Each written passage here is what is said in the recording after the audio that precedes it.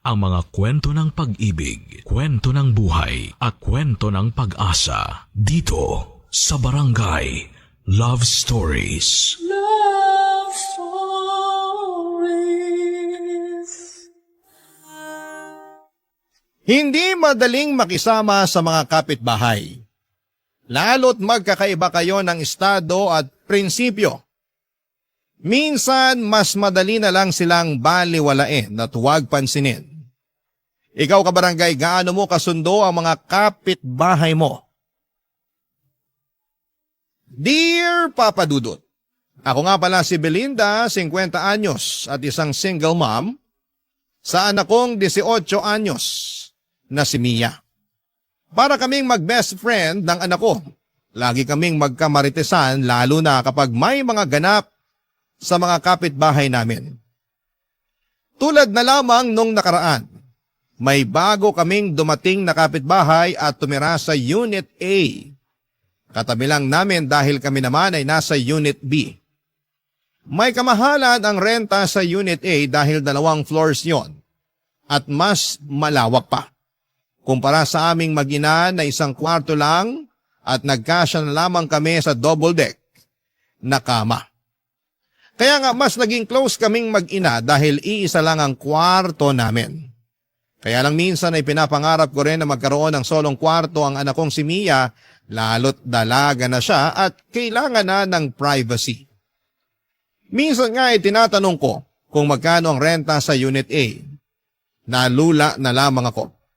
Hindi ko kaya ang presyo noon kaya sinabi kong magtiis na lamang muna kami ng anak ko dahil balang araw kapag nagkaroon na ng trabaho, ang anak ko ay magkakaroon na kami ng mas maayos na bahay.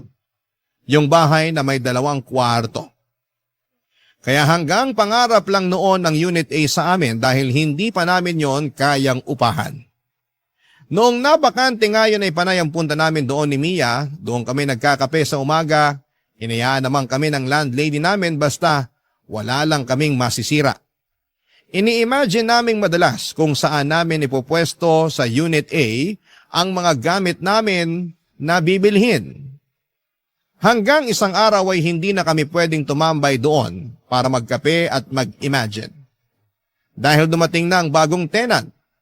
At dahil alam naming may kamahalan ng renta sa Unit A, kaya nasigurado na agad naming may kaya ang bagong uupa doon, Papa Dudut.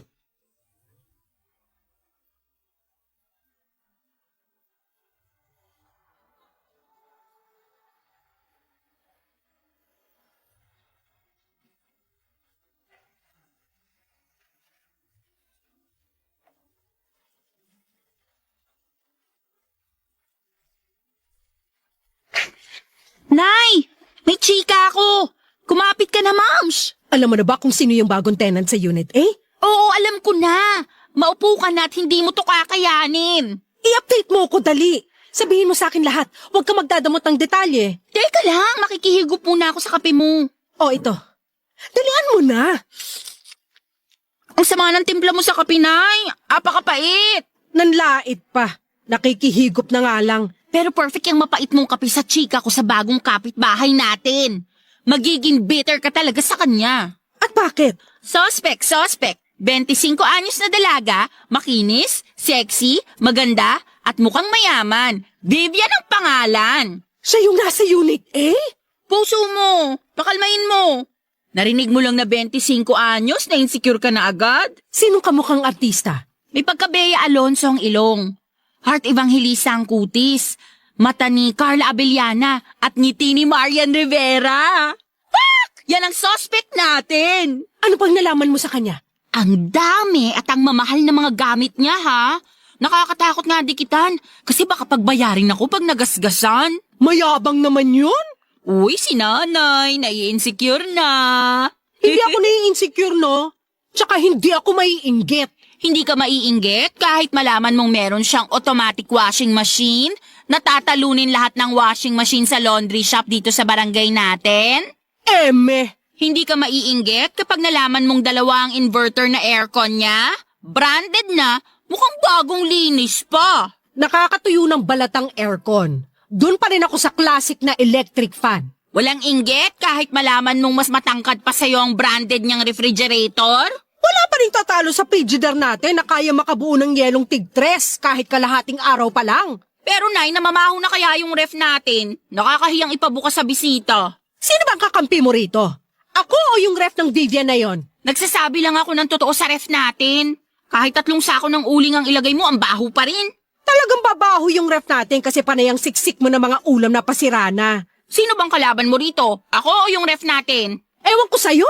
Kunin mo na nga yung pang-BP ko at mukhang tataas na naman tong dugo ko. Sulitin na natin ang pagtaas ng dugo mo, Nay. Alam mo ba na si Vivian, ex ng anak ng kapitan dati? O ano naman? Ako nga nung kadalagahan ko niligawan ako ng pinakamasipag magpuyat na tanod. Yun ang gusto ko sa'yo, Nay Competitive ka. Teka't kukunin ko na yung pang-BP mo para makita na natin kung gaano ka ka-high blood dahil sa pagiging insecure mo. Hindi ako insecure. Naku, pag ikaw humaba ang ilong, gagawin talaga kitang sabitan ng kaldero natin. Aba talaga? Heto na po, kukunin ko na yung pang-BP niya, oh. Nang umalis si Mia para kunin ang pang-BP ko ay napag-isip ako. Bigla ko naalala ang nakaraan ko. Noong bata pa lamang ako ay hindi ko na naranasan na magkaroon ng magandang gamit at lagi naming pinagtsatsaga ang pamilya ang mga napaglumaang gamit ng mga kamag-anak namin na medyo nakakaangat sa amin. Kaya nga papadudot nagsumikap ako sa pag-aaral para masigurado na makapagtapos ako at makakuha ako ng trabahong may magandang pasahod. Pero parang hindi roon gustong idirekta ng Diyos ang plano sa akin na umasenso. Hindi ako nakapagtapos ng pag-aaral dahil sa maraming kadahilanan at syempre pinakamalaking dahilan na roon ay ang pagiging kapos namin. Ang masakit pa, nabuntis din ako habang nasa kalagitnaan ako ng pagkamit sa mga pangarap ko. Pinakamasakit doon ay hindi ako pinanindigan ng nakabuntis sa akin, ang tatay ni Mia. Hindi na ako nakipagrelasyon muli sa takot na mabuntis akong muli at iwan. Ayaw ko na magdala ng panibagong bata sa mundong ito tapos hindi ko rin naman pala mabibigyan ng magandang buhay. Minsan ay nahihiya na ako sa anak kong si Mia dahil hindi ko magawang ibigay sa kanya ang buhay na dapat para sa kanya. Yung buhay na tulad ng mga iniidolo niyang mararangya ang buhay. Pero mabait at maunawain ang anak ko, Papa Dudut. Ni minsan ay hindi niya ako sinisi sa nangyari sa kapalaran namin. Sabi naman niya kahit papaano ay nakakaraos kami at iyon lang ang mahalaga. Nasa ganong pag-iisip ako nang bigla akong makarinig ng katok sa pinto namin. Agad ko yung binuksan at bumungad sa akin ang bagong tenant ng Unit A, si Vivian. Totoo ngang bata pa siya, maganda at sexy. Kahit sinong anak ng kapitan ng barangay ay papatulan siya, Papa Dudut.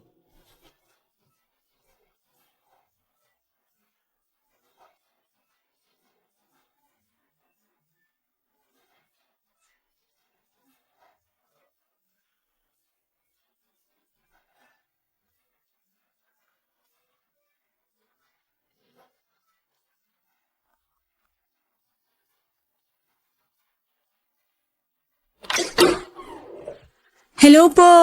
Ako nga pala si Vivian, yung bagong lipat sa Unit A. Hello! Ako naman si Belinda, ang loyal na tenant ng Unit B. Nabanggit nga ng anak kong si Mia na naglilipat ka na raw. Kumusta naman? Medyo nakakapagod. Tapos ang init pa. Kaya pasensya na kung puro pawis na tong suot kong spaghetti strap ha. Kaya sigurong sisipag na mga tagabuhat mo kasi na-inspire sila masyado sa spaghetti strap mo. Joke. Ay, hindi dapat yan joke. Sinadya ko talagang magsuot ng spaghetti strap para mawala ang pagod ng mga tagabuhat ko ng gamit. Saka para ingatan nila yung pagbubuhat. Ang hirap naman kung magasgasan yung bago kong 75-inch smart TV na fully paid. Sana all 75 inches. Nay, hindi ko mahanap yung pang-BP nyo. Hindi kaya sinangla nyo na naman kay Aling Tessa? Anong pang-BP? Wala nag-BP sa lahi natin. Ikaw talagang bata ka. Ang hilig mong gumawa ng kwento. Nay, hi Miss Vivian. Napadaan kayo rito sa bahay namin. Pasensya na sa nanay kung allergic sa pang-BP ha. Mia! Mia nga pala, ang kaisa-isang anak ng single mom ng Unit B. Nakakatuwa naman kayong mag-ina. Ito naman talagang sana all. Saka tawagin mo na lang akong Vivian, di naman nagkakalayo ang edad natin. May maitutulong ba kami sa'yo, Vivian? Kasi parang mukhang wala na eh. Halos trinabaho na lahat ng mga taga-buhat mo. Nakakaloka nga eh. Kahit yung mga kapitbahay nating lalaki, tumulong na rin. Ayaw pang magpabayad. Ang babait naman pala ng mga lalaki dito sa atin. Mabait talaga sila kapag naka-spaghetti strap ang babae. At nakamaiksing maong shorts. Baka kahit renta mo, libre na kapag nakita ka ng asawa ng landlady natin. Joke! Mapagbiro talaga kayong mag-ina, no? Nakakatuwa naman. Sana makaklose ko kayong dalawa. Pwede naman, basta makikiref ako sa'yo ng ulam ha. Ay, wala ba kayong ref? Meron, kaya lang may amoy eh. Meron kaming ref, kaya lang tong anak ko eh. Kulang na lang pati sapatos niya ipasok sa ref. Gusto lahat malamig. Nakakainit tuloy bigla ng ulo. Parehas tayo, Mia. Gusto ko rin laging malamig. Kaya nga dalawa yung binili kong inverter na aircon eh. Bala ko pa nga bumili ng isa pa para bawat sulok ng bahay ko, malamig na. Yabang naman ng 3 aircon. Oy, joke lang yun ah. Okay lang. Hindi naman ako pikon. Saka alam ko namang mahilig lang talaga kayong magbirong mag-ina. Ito hindi biro ha. Baka pwedeng makinood sa TV mo. Mia! Walang problema. Andyan lang naman ako sa bahay. Madalas kasi naka-work from home ako. Anytime na gusto mong makinood, kato ka lang, okay? May kasama pang popcorn at soft drinks pag makikinood ka. Uy, narinig mo yun, Nay? May popcorn at soft drinks. Talo ang tubig at tinapa natin na pinapapak natin kapag nanonood tayo ng balita. Mas malasa naman ang tinapa kaysa sa popcorn. At mas healthy ang tubig kaysa sa soft drinks. Naku, pasensya na ha. Hindi ko kayo mo-offera ng tinapa kasi allergic ako dun. Lalo na sa tuyo. Pero marami akong imported na meatloaf at corned beef. Pwede na siguro yung papakin kapag nanonood kayo ng balita. Bibigyan ko kayo. Di ko rin kasi nagagalaw masyado kasi lagi lang akong umu-order ng food ko. Wala akong time magluto eh. Tatanggapin namin ang ayudang yan, Vivian. Ilang taon na kasing luya lang ang laman ng kitchen cabinet namin eh. Ikaw talaga kanina mo pa binabackstab ang bahay natin. Totoo naman ah. Naku, tumatawag na yung magde-deliver ng food ko. Maiwan ko muna kayo ha. Katok lang kayo sa Unit A kapag may kailangan kayo. Bye! Papa Dudut, mukha namang sincere ang pakikipagkaibigan ni Vivian sa aming mag-ina. Kaya lang siguro'y natabunan yon ng inis dahil sa inggit ko. Opo, Papa Dudut. Inggit nga ako kay Vivian. Magpapakatotoo na ako. Mas lumala nga ang inggit ko nang makaharap ko na siya at makita kung gaano siya kaganda at kasexy. Ganon kasi ang itsurang pinapangarap ko noong dalaga pa lamang ako. Malapit ko na sanang ma-achieve yon, kaya lang ay nabuntis ako at nasira ang figure ko. Binala ko namang ayusin pagkatapos kong manganak. Kaya lang ay naging busy na ako sa pag-aalaga kay Mia. Dagdag pa na kinailangan kong maghanap kaagad ng trabaho para may pangtustos ako sa pangangailangan namin. Wala naman kasi akong ibang maaasahan noon kundi ang sarili ko. Mas nahirapan pa ako sa pagtatrabaho lalo't wala ring ibang mag-aalaga kay Mia. Naalala ko pa yung unang trabaho na pinasukan ko, Papa Dudut. Ayaw sana nila akong tanggapin dahil baby pa noon si Mia at may chance raw na hindi ako makapag-focus sa trabaho ko. Lalo na noong nalaman nilang single mom ako at walang ibang tumutulong sa akin sa pagpapalaki kay Mia. Naiintindihan ko naman sila, Papa Dudut. Pero naawa sa akin ang boss ko at pinayagan akong dalhin si Mia sa opisina. Nasa ilalim ng mesa ko lagi si Mia. Doon ako naglatag ng higaan niya. Mabuti na lamang at hindi iyakin at madalas lamang tulog si Mia kaya hindi rin siya naging abala sa akin sa trabaho. Hindi rin siya nakaabala sa mga katrabaho ko. Ginawa ko yon ng ilang taon. At nung nakahanap na ako ng panibagong trabaho na makapagbibigay ng mas malaking sahod, ay buong puso akong nagpasalamat sa boss ko. Pinayagan naman niya akong umalis at binigay pa sa akin ang blessing niya. Doon ko rin nalaman na noong nagsisimula siyang magtrabaho ay kagaya ko rin siya. Isa rin siyang single mom at walang ibang tumutulong sa kanya kundi ang sarili niya, Papa Dudut. Barangay Love Stories. Barangay Love Stories. Naalala ko lang noong unang lipat namin sa Unit B, Papa Dudut. Mura pa lang noon ang upa. Medyo malaki na noon si Mia at kinakailangan naming makahanap kaagad ng malilipatan dahil pinaalis na kami sa luma kong inuupahan. Hindi na raw kasi yon ipapaupa dahil titira na roon ang anak ng landlord ko. Nahirapan akong makahanap ng matitirhan namin lalo't hindi ko rin kayang budget ng ibang paupahan. Hanggang sa makita ko ang tinutuluyan namin ngayon.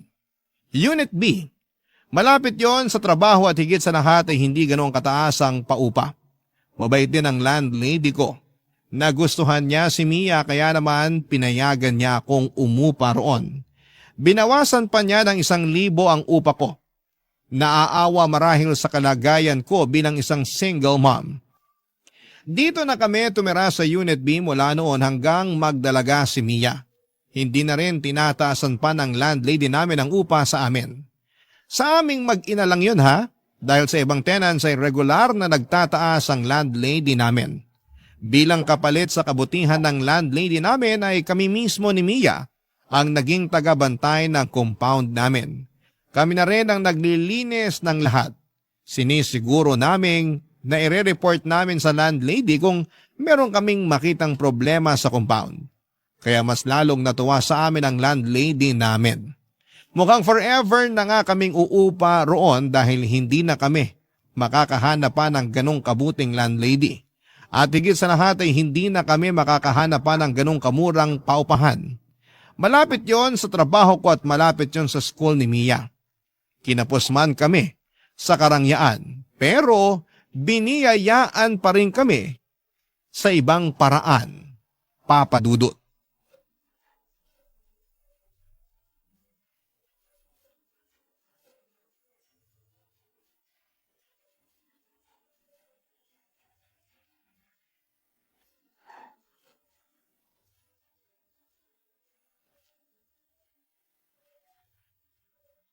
Nay, alam mo na ba? Ang alin? Yung tungkol kay Vivian. Kasiraan ba yan sa kanya? May skandal ba siya? Ano? Si nanay talaga. Ang bait naman ni Vivian pero gusto mo laging hanapan ng baho. Ano ngang nalaman mo sa kanya? May lang naman to. Ang dami na naman yung gamit na dumating. Bago lahat. Baka naman kasi may sugar daddy na nagpupundar sa kanya. Yan ang baho niya. Hindi rin, Nay. Sariling sikap si Vivian. Close na kayo? Piniagang ka lang niyang makiref ng ice cream mo, pinagtatanggol mo na siya? Ayoko lang maging bias, no? Mabait naman kasi siya. Para saan pa tong inisplok mo na marami siyang bagong gamit na dumarating? Para lang inggitin ka. Effective, di ba? Sarili mong nanay, sinisira mong araw. Sinasabi ko lang kasi pwede tayong makisuyo sa mga gamit niya. Di ba nga pinapayagan na niya ako makiref? Tapos okay lang sa kanya kung makikinood ako sa TV niya. Ikaw naman, hindi porket pumapayag siya, sige lang na sige. Mahiya ka rin naman. Siya kaya itong nag-offer. Saka gusto niya nga na nandun ako lagi para may kasama siya eh. Ang lungkot daw na mag-isa lang siya ron, lalo't bagong lipat lang. Namamahay pa. Bakit hindi siya dalawin ng sugar daddy niya? Wala nga siyang sugar daddy. Gusto kong paniwalaan na meron siyang sugar daddy. Ibigay mo na to sa akin. Iba ka talaga kapag nilalamon ng inggit, no? Busog na nga ang inggit sa akin eh. Kaya mas magandang wag ka nalang pumasok sa bahay niya. Kasi baka ma-stroke ka dahil sa inggit. Gaano kaganda ang bahay niya? Maganda. Parang mga bahay sa ibang bansa. Ang mamahal talaga ng mga gamit niya. Parang hindi nga bagay dito sa barangay natin eh. Ewan ko ba kay Vivian kung bakit dito pa niya naisipang lumipat? Pwede naman siya sa mga syala na kondo. Kasi kabit siya ng kapitan natin. Kanina sugar daddy tapos ngayon may kabit na siyang kapitan. Grabing imagination mo, Nay. Pumapalo talaga kapag naiinggit ka eh. Sa ganitong paraan lang naman gumagana ang loob ko eh. Hindi ko naiisip na miserable itong buhay natin kumpara sa kanya. Bakit mo naman kasi niisip na miserable ang buhay natin? Okay naman tayo ah. Kung okay tayo, bakit mo laging nilalait na mabaho ang ref natin? Bakit kailangan mo sabihin na laging walang laman yung kitchen cabinet natin? Oy, wala akong sinabing walang laman yung kitchen cabinet natin. Sabi ko nga may luya ron eh. Ikaw talaga mapagawa ka ng kwento. Ganon din yun.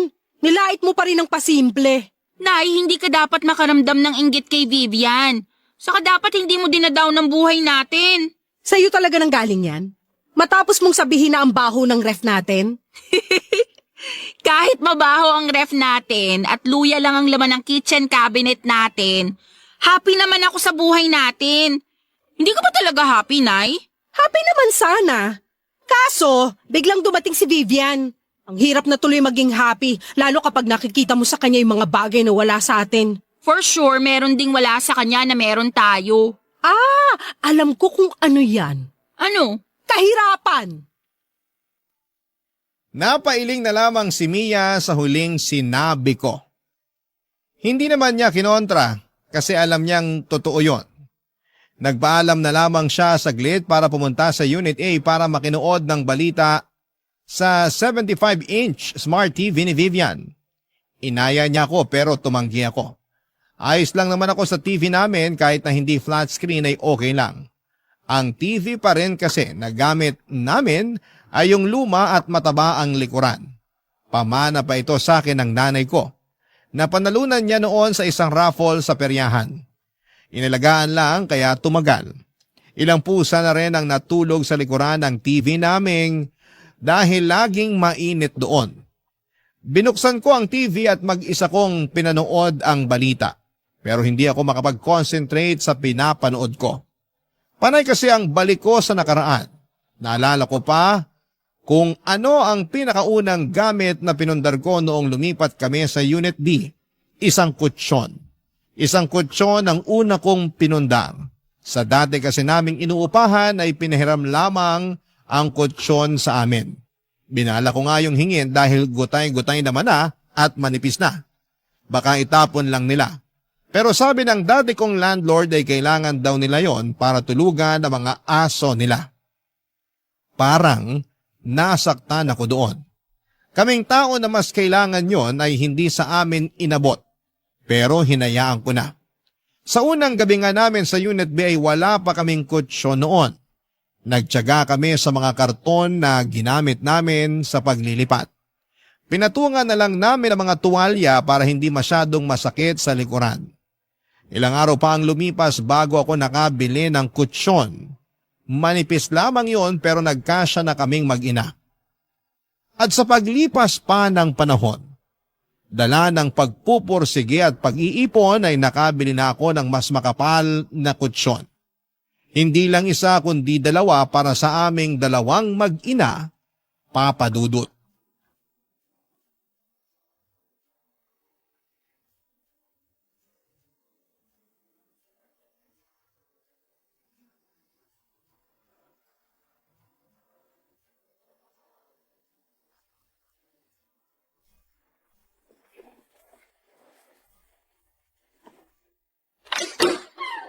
Hello, Ate Belinda. Vivian! Huwag mo na akong tawaging ate. Hindi naman nagkakala yung edad natin. Ah, ganun ba? 25 years old ako eh. Eh, ikaw? 50. Ay, hinahanap mo ba si Mia? Wala kasi siya rito. Andun sa bahay ng kaklase niya. May tinatapos para sa school nila. Ay, hindi naman. May kailangan lang sana ako sa'yo. Sa akin? May kailangan ka? Anong meron ako na wala ka? Teka, bago mo sagutin yan, pumasok ka muna. Baka mahamugang ka dyan sa labas. Naka-spaghetti strap ka pa naman. Nagpalinis kasi ako ng aircon kanina. Ah, kaya ka naka-spaghetti strap. Para linisang maigi yung aircon mo. At bigyan ng discount. Iba talaga ang hiwaga ng spaghetti strap, no? Parang Lucky Charm siya. Ano ba yung kailangan mo pala? Ah, makikihiram lang sana ako ng electric fan kung meron kayo. Aba, mayroon ako. 3 pa. Yung isa sira. Ayun, baka naman pwedeng pahiram. Yung sira ba? Yung gumagana sana. Pwede ba? Mukhang hindi mo na-afford magbayad ng kuryente dahil sa 3 aircon mo ah. Hindi naman. Kahit gawin ko pang 4 yung aircon ko, makakabayad pa rin naman ako. Eh bakit ka nangihiram ng electric fan? Nakakadry pala ng skin yung lagi kang nakababad sa aircon. Napansin ko lang ngayon. Mukha kang dry. Grabe ka naman. Parehas lang naman tayong dry. Joke. Yan marunong na rin ako sumabay sa mga biro mo. Pero dry nga rin naman ako. Hindi ko naman kinakahiya yun. Tamad kasi ako uminom ng tubig tapos matipid pa ako sa lotion. Hayaan mo. Kapag pinahiram mo ako ng electric fan ngayon, bibigyan kita ng lotion. Deal? Duda ako kung bakit ka humihiram ng electric fan eh. Ha? Anong nakakaduda doon? Mataas na kasi talaga ang singil ng kuryente ngayon. Napanood ko sa balita. Ayaw mo lang aminin na namamahalan ka na sa kuryente mo, kaya hindi ka na muna gagamit ng aircon. Sabi ko nga sa'yo, kahit 4 pa na aircon ang nakabukas sa bahay ko, kaya kong bayaran yan. Kahit nakabukas pa yung pinto ko magdamag, kaya ko pa ring bayaran kung magkano man ang makukonsumo ko ron. Kaduda-duda lang kasi na biglang electric fan na yung gagamitin mo. May masama ba sa electric fan? Para sa aming mga nagtitipid lang kasi yun. Baka nga nagtitipid ka na rin ngayon. Pwedeng umamin. Ikaw talaga? Alam ko nanunukso ka lang kaya hindi ako mapipikon sa mga pang-iintriga mo sa akin. Pero kailangan ko lang talaga mag-electric fan kasi nagdadry na yung skin ko dahil babad ako sa aircon buong araw. Alam ko na. Hindi mo na afford bumili ng electric fan kasi naubos na yung pera mo. Kasi finally paid mo yung 75-inch smart TV mo. Hindi kita masisisi kung magpapakumbaba ka na ngayon. Ganun talaga. Matuto tayo sa pagkakamali natin. Next time kasi, huwag masyadong lustay para may mahuhugot ka pa kapag kailangan bumili ng electric fan. Bakit ba masyado kang masaya na malaman na wala akong pera? So wala na nga. Kasi di mo na afford bumili ng electric fan. Umorder na ako ng industrial electric fan, yung pinakamahal. Hindi pa siya makakarating ngayon kasi within 3 to 5 days ang delivery mula sa mamahaling shop na inorderan ko. Branded yung electric fan na binili ko, yung gamit mismo ng mga sikat na vlogger at artista.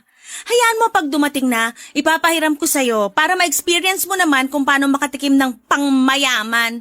Che, sa'yo na yung electric fan mo. For sure, hirap nang umikot yan dahil napupuno na ng alikabok at kinakalawang na yung loob. Che, uli! Hindi ako nakasagot sa sinabi ni Vivian Papadudut. Gusto ko siyang labanan sa pagtataray niya pero naisip kong ako naman pala yung unang nang atake sa kanya. Ewan ko ba kung bakit ko ginawa yon, siguro'y naipon na lamang din talaga yung inggit ko sa katawan ko. Masisisi niyo ba ako? May pagkamayabang din naman kasi si Vivian. Kung paano niya ibida sa akin yung mga gamit niya, akala ba niya ay hindi ko ramdam? O baka naman masyado lang akong sensitive at wala naman siyang balak ipamukha sa akin yon. Pero dahil nababalot ako ng halo-halong emosyon kaya hindi na ako nakapag-isip pa ng maayos. Para sa akin noon, kontrabida talaga si Vivian. Kaya naman naisipan kong labanan siya sa mga pinagyayabang niya. Nang makauwi si Mia, nalaman kong hinarang pala siya ni Vivian sa gate at kinuwento ang ginawa ko. Hindi ako kinampihan ni Mia kaya mas lalo akong nainis kay Vivian. Immature daw ako, sabi ni Vivian. 50 na raw ako pero kung umasta ako ay para akong grade school. Doon ako mas lalong nag-init. Napacheck tuloy ako sa BP ko. Tama nga ang hinala ko, tumaas na naman ang BP ko. Wala akong ibang sinisisi noon kundi si Vivian at nararamdaman kong inggit sa kanya. Makakabawi rin ako sa kanya, yun ang sinumpa ko habang nililinisan ang mga namuong alikabok sa electric fan namin, Papadudut. Barangay Love Stories. Barangay Love Stories. Matagal kong pinag-isipan ang gagawin kong paghihigante kay Vivian, Papadudut. Mga 1 week din yon. Naisip kong bumili ng bagong TV, iyon ang simula ng paghihigante ko kay Vivian. Inabangan ko ang sale online at nag-apply din ako ng loan sa online shop na yon. Nasilaw ako sa offer lalo't alam kong pwede ko yung bayaran ng paunti-unti. Itinago ko na ang matabang likuran na TV namin, Papadudut, at nagulat na lamang si Mia nang dumating ang bagong flat screen TV. Hindi ko muna yon ginamit para makaiwas na magasgasan at mag-overheat. kung nag-overheat man ang mga flat screen TV. Wala rin naman kasi akong alam. Ang alam ko lang, pwede ko yung ipamukha kay Vivian oras na dumaan siya sa bahay. O di naman kaya ay lalakasan ko ang volume ng TV para marinig niyang meron na kaming bagong TV. Gusto na ngang gamitin ni Mia ang TV para makapanood na siya ng balita. Kaya lang ay sinabi ko na pasimplihan niya muna si Vivian na dumaan sa bahay. Nagtataka may sumunod pa rin si Mia dahil sa kagustuhan nitong makapanood na sa bagong TV namin. Maya-maya pa'y bumalik na si Mia pero hindi naman niya kasama si Vivian. Sinabi lang niya na busy daw si Vivian. Pero alam kong umiiwas lamang si Vivian sa akin dala nga noong minsang tensyon sa pagitan namin dahil lang sa electric fan. Kaya hinayaan ko na lamang na buksan ni Mia ang TV para makapanood na siya. Nilabas ko ang tinapa sa ref para papakin niya pero tumanggi siya dahil binigyan daw siya ng popcorn ni Vivian. Nainis na naman tuloy ako, Papa Dudut.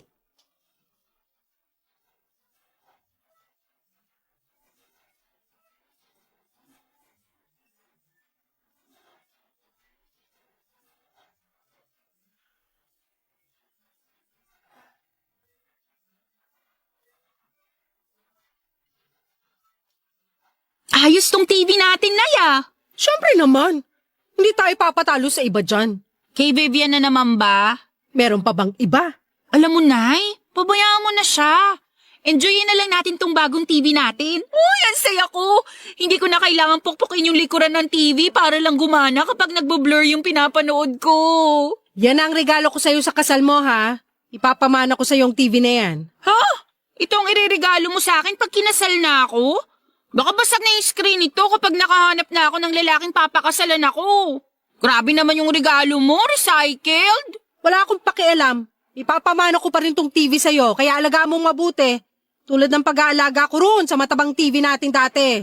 Hayaan nyo, Nay. Aalagaan ko tong TV natin. Sisiguraduhin ko na makakakain siya ng 3 beses sa isang araw. Bibilang ko rin siya ng vitamins, lalo kapag napupuyat siya sa gabi. Okay na po ba? Puro kakalukuhan. Lakasan mo nga ang volume ng bagong TV natin. Malakas naman ang volume ah. Hindi nyo pa rin ba marinig? May pangbili ng bagong TV pero cotton buds wala. Naririnig ko, kaya lang gusto kong marinig din sa Unit A. Nako, kay Vivian na naman. Siya bang inspirasyon mo kaya ka bumili ng bagong TV? Malamang! Ano nga namang ikaw? Ayan na ata si Vivian. Lakasan mo yung volume. Tsaka humanap ka ng mapapanood na matingkad ang kulay. Wala naman tayong cable na. Iisa lang ang channel natin. Wala akong pakialam. Gumawa ka ng paraan. Lagyan mo ng filter yung palabas. Teka, bubuksan ko lang yung pinto. Hi, Belinda! Hi, Vivian! Dinig ko ang lakas ng TV niyo sa unit ko ah. Ganun ba? Sobra naman pala ang lakas ng sounds ng nabili kong TV. High quality talaga. Umaabot talaga sa'yo yung tunog. Oo, naka-apekto siguro na nakabukas lahat ng bintana niyo kaya dinig sa akin. Pwedeng makita? Pasok ka. Pwede ka rin makinood kahit anong gusto mo. Nay, isa lang ang channel natin. Lagyan mo ng filter. Wow, ang cute ng TV niyo ah. Anong cute? Ang cute para sa maliliit lang. Ang laki kaya ng TV namin. Oh, sorry. Nasanay lang kasi ako sa laki ng TV ko. Ilang inches ba to? Ano siguro? 40 to 55 inches. Asian size. Ganon. Hindi mo man lang chinek yung size bago ka bumili? Nagmamadali na kasi ako sa pag-shopping. Kung ano na lang yung madampot kong TV, yun na lang ang binili ko. Next month, bibili na lang ulit ako ng bago. Balitaan kita. Maganda yan. Nakakatuwa naman. Kasi tong si Mia laging nagre-reklamo dun sa matabang likuran na TV niyo eh. At least ngayon may flat screen na kayo. Ewan ko ba kay nanay kung bakit ngayon niya lang naisipang i-retire yung senior citizen namin na TV. Sentimental kasi ako sa gamit. Pamana pa kasi yun ng nanay ko. Naiintindihan kita. Naabutan ko rin naman yung ganong TV pero binigay na lang namin sa kapitbahay namin nung may nagregalo na sa amin ng bago.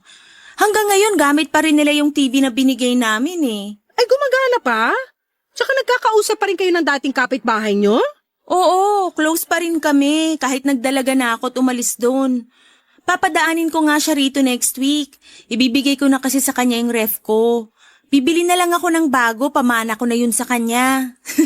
Total, 2 years ko na rin namang gamit yung ref ko na yun. Uy, Vivian, baka naman may ipamana ka rin sa amin. Kailangan namin ng mana. Gusto niyo ba yung sofa bed ko? Di ko naman kasi nagagamit. Sa inyo na lang para komportable kayo kapag nanonood kayo ng TV.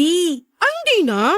Kasi may in-order na ako online na sofa bed at bagong ref. Uy, magkakaroon na tayo ng bagong ref, Nay? Oo naman. Ipapamana natin sa junk shop tong lumang ref natin. Namangha si Mia sa mga sinabi ko. Masaya naman si Vivian sa mga sinabi ko. Niyakap niya ako at sinabing natutuwa siya sa pag-asenso namin. Hindi ko kinatuwa yon at feeling ko ay kaplastikan lamang yon. Nakinood pa saglit si Vivian at pasimple niyang sinabi na ang bagong TV namin ay parehas doon sa napaglumaan niyang TV may 3 taon na raw ang nakakaraan. Nakakainis. Ewan ko ba kung ako lang ang nakapansin ng pagyayabang niya. Kasi si Mia believe na believe pa rin sa kanya. Makalipas nga ang ilang minuto ay umalis na rin si Vivian at pinapatay ko na kaagad kay Mia ang TV. Nagreklamo si Mia kasi gusto pa niyang manood pero pinilit ko siyang patayin ang TV. Natatakot kasi ako na baka mag-overheat yung TV. Saka baka malaki na ang gastos noon sa kuryente. Nagbilin ako kay Mia na limitahan lamang ang paggamit ng bagong TV para umabot pa sa kasal niya balang araw. Noong gabi bago matulog ay pinoblema ko kung paano pa ako makakapag-loan para makabili ng sofa bed at bagong ref na pinagyayabang ko kay Vivian. Alam kong dadaan pa rin si Vivian sa bahay at baka hanapin pa nito ang ref at sofa bed. Kaya naman naghanap pa ako ng pagpapautangan or mapagpapautangan. Meron naman akong nakuha, iyon nga lang ay sobrang taas ng interest. Pikit mata ko na lamang na kinuha yon alang-alang sa pride ko. In-order ko ang sofa bed na hindi ko naman kailangan. At bumili na ako ng bagong ref kahit pwede pa naman ang luma namin. Bahala na. Kailangan kong panindigan yon pero pinangako ko sa sarili ko na huli na yon. Hindi na ako magpapadala sa kayabangan ni Vivian. Sisiguraduhin ko lang na makikita niya ang una kong pinagyabang na sofa bed at ref. Makalipas lang ang ilang araw ay dumating na yon sa bahay namin. Tuwang-tuwa na naman si Mia pero may halong alinlangan na sa kanya, Papa Dudut.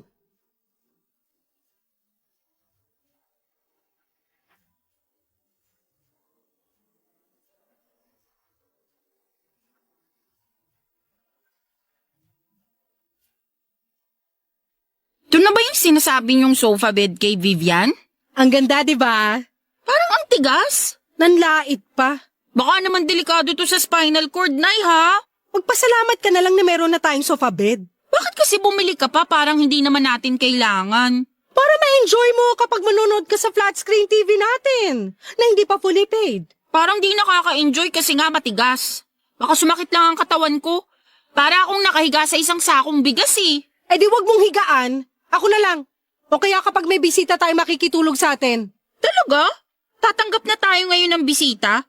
Di ba nga ayaw mong magpatuloy ng bisita kasi dagdag pa ka mo sa papakainin? Magpasalamat ka na lang at nakabili ako ng mga bagong gamit natin. Nagpapasalamat naman ako, kaya lang, hindi ba parang sobra na tunay? Kasi hindi naman natin talaga kailangan itong sofa bed. Ay yung ref, hindi ba? Panay ang reklamo mo na mabaho na yung ref natin. Oo, mabaho nga pero may sentimental value sa akin yun eh. Yun na kaya yung ref na nakalakihan ko. Andun pa nga lahat ng sticker na dinikit ko eh.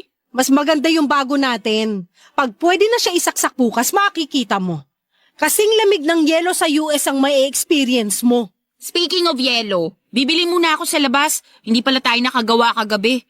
May binili pa naman akong soft drinks. Sayang kung walang yelo. Bumili ka na rin ng popcorn para malantakan natin mamaya habang nanonood. Wow, asensado na. Hindi na tinapang pinapapak. Alis na ako. Ay, Vivian! Hello! Nagulat naman ako sa'yo. Kakatok pa lang sana ako pero nabuksan mo na agad yung pinto. Andyan ba nanay mo? Oo! Nay! Andito si Vivian! Labas lang ako ha, bibili ako ng yelo at popcorn. Hi, Belinda! Hi! Andito ka? Gusto mo makita yung sofa bed at bagong ref namin, no? Nakita ko na kanina nung dineliver dito. Congrats ha! Hindi na magrereklamo si Mia sa amoy ng lumang ref nyo. Mareklamo lang talaga ang anak kong yan. Naalala ko nga sa kanya yung sarili ko nung bata pa lang ako eh. Naalala? Hindi ko pa yata nakwento sa'yo kung bakit malapit ang loob ko sa inyong mag-ina. Kasi nung bata ako, katulad ko rin si Mia. Marami rin akong gustong bagong gamit tulad ng nakikita ko sa mga kakilala namin. Pero hindi namin afford. Single mom kasi nanay ko. Ah, parang ako. Oo. Kaya nga magaan din agad ang loob ko sa inyo. Kahit minsan tinatarayan mo ako. Mag-isa niya akong tinaguyod. Tinipid niya rin ako para makapag-aral ako at makapagtapos. Kaya nga naaawa ako sa kanya. Yun, habang nag-aaral ako, marami akong ginawang sideline.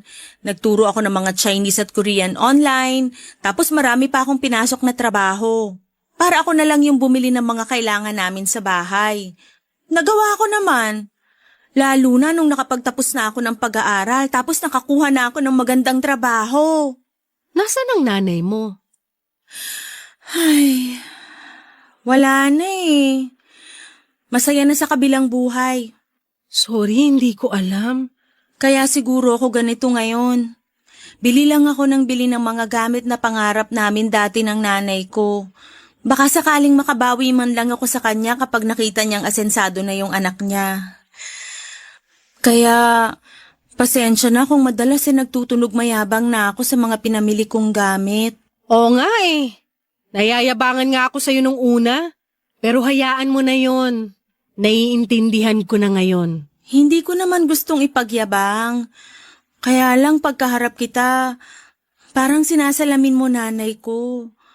Kaya gusto kong sabihin sa'yo lahat ng nabili kong mga gamit kasi sa puso ko, parang gusto kong matuwa ka.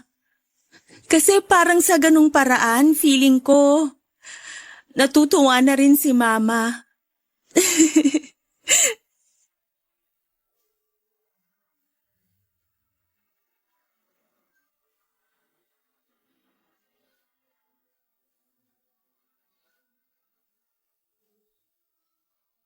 Papadudod para akong sinuntok sa lalamunan sa inamin sa akin ni Vivian. Parang nasa naman niya ang anak kong si Mia na may mga pangangailangan at hindi ko maibigay noon. Niyakap ko siya at sinabing proud ang nanay niya sa kanya kung nasaan man ito sa ngayon. At kung kailangan man niya ng isang ina na magsasabi sa kanya kung gaano siya kagaling at kabuti ay andun lamang ako palagi. Doon na siya nagsimulang umiyak, papadudot.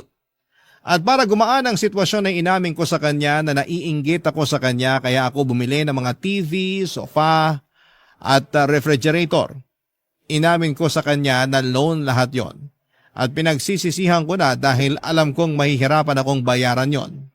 Bigla na lang siyang nag-offer na magbayad ng lahat ng yon. Regalo na raw sa akin. Tinanggihan ko dala ng sobrang hiya. Pero sinabi niya sa akin na parang sa ganoong paraan ay niregaluhan na rin niya ang nanay ko. Kahit ako ay naiyak sa naging offer niyang yon, mahinga na mainggit sa kanya dahil mabuti siyang tao at anak. Deserve naman talaga niya mga magagandang bagay na naipundar niya. Doon na kami nagkaintindihang dalawa, papadudot. Pagkatapos noon ay dumating na rin si Mia at niyakap siya bigla ni Vivian at kinagulat niya yon. Hindi ko na lang sinabi sa anak ko ang nangyari bago siya pumasok sa bahay.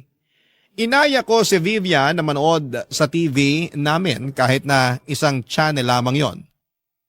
Pinaunlakan naman niya yon at masayang inupuan ang matigas na sofa bed. Nakangiti pa rin siya at masaya sa sofa bed.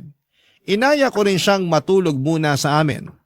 Sa unang beses ay pumayag akong magpatulog ng bisita sa bahay. Kay Vivian lang dahil parang naging anak na ang tingin ko sa kanya. Maraming salamat papadudot sa pagbasa ng aking liham. Sana po ay magawa namin itong mapanood ni Mia at Vivian sa inyong YouTube channel. Muli maraming salamat. Ako ang inyong kabarangay forever, Belinda. Barangay Love Stories. Barangay Love Stories. Nakakaantig naman talaga ang ating kwento. Ikaw ba, kabarangay? Nakarelate ka ba sa story natin ngayon? Kwentuhan naman tayo dito sa comment section. Nagustuhan ng iyong napakinggan? Ituloy yan via live stream sa www.gmanetwork.com/radio. Barangay LS 97.1 forever.